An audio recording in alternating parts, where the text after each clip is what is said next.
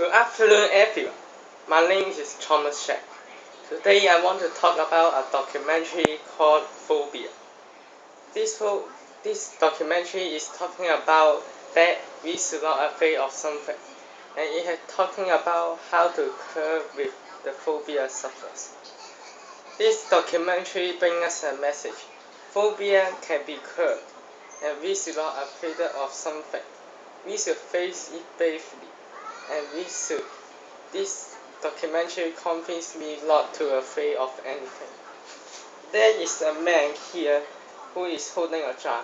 Suddenly, there is a snake who comes out and he is fighting.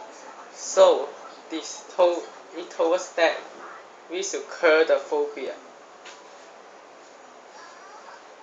I think that everyone will like this film because it is fascinating and it taught us how to get over with the phobia. If I have phobia, I will overcome my terror.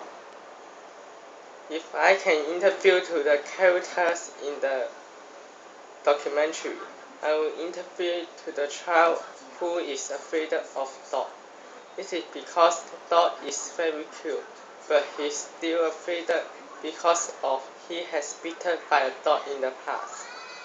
I would recommend this documentary to my classmates.